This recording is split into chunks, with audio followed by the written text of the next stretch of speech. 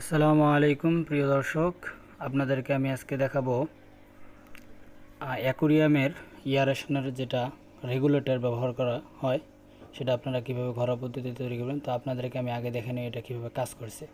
আপনারা দেখুন পাওয়ার কিন্তু এখন বাড়তেছে। এখন এটা যদি আমি চাপ দেই, কমে দিই, তাহলে কিন্তু পাওয়ার কমতেছে।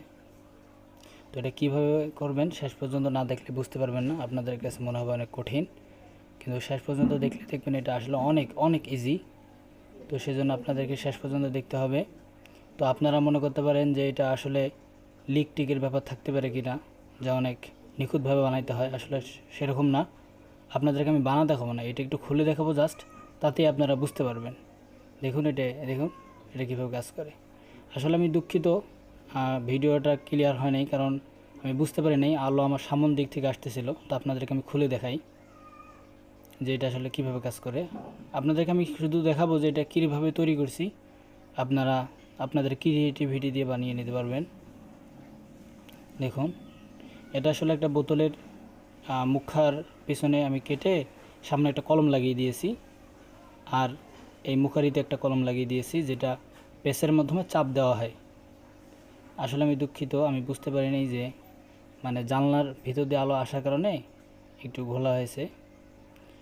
যদি আলোটা সামন দিক দিতে পারতাম তাহলে সুন্দর হতো। তো আপনারা দেখুন, ওই যে আমি দেখানোর চেষ্টা করতেছি, দেখেন চাপ দিচ্ছে। তো না বোঝা গেলেও আশা করি আপনাদের মাথায় ঢুকছে যে আসলে এটা কিভাবে কাজ করে। তো আপনাদেরকে আমি আরেকটু অন্যভাবে হাতের ইশারায় দেখাই, এটা লাগাইয়ে নখ দিয়ে দেখাবো যে এটা কিভাবে কাজ করে। এই যে এটা না, এটা উল্টা হলো। হ্যাঁ, এই যে ভিতর দিয়ে দেবেন, আবার এদিক দিয়ে নিয়ে ওদিক দিয়ে বের করে দিবেন, আর মাঝখানে ব্র্যাকেট হিসেবে শুধু ওই কলমটা লাগিয়ে দিবেন, কলমটা পুড়িয়ে লাগিয়ে দিবেন। আপনারা না পারলে আমাকে কমেন্টে জানাবেন, আমি বানানো দেখাবো। দেখেন আমি হাত দিয়ে চাপ দিই, হাত দিয়ে চাপ দিলে বন্ধ হয়ে যাচ্ছে, আবার ঢিল দিলে। তো সেম কাজটাই আমি মুখের মাধ্যমে করি, ওখানে কলম লাগিয়ে দিয়ে ওটা লাগিয়ে দিলে টাইট হয় এবং খুললে ঢিল হয়, এইভাবেই কাজটা করে।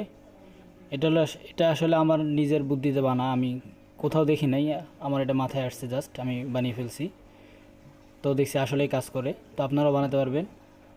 যারা ভাবতেছেন এটা আসলে প্রয়োজনীয়তা কী, যাদের একটা দুইটা অ্যাকুরিয়াম তাদের প্রয়োজনীয়তা নাই, কিন্তু যারা একটা লাইন থেকে অনেকগুলা জায়গায় লাইন দেবেন তাদের জন্য আসলে অনেক হেল্পফুল। কারণ সব জায়গায় লাইন দিলে সেম পাওয়ার যায় না, দেখা যায় একটাতে বেশি বের হয়, তখন যেটাতে বেশি বের হচ্ছে ওটাতে একটু চাপ দিলে দুটাতেই সেম বের হয়। তো এরকম আরও সহজ ট্রিক পেতে আমার চ্যানেলটি সাবস্ক্রাইব করে রাখবেন।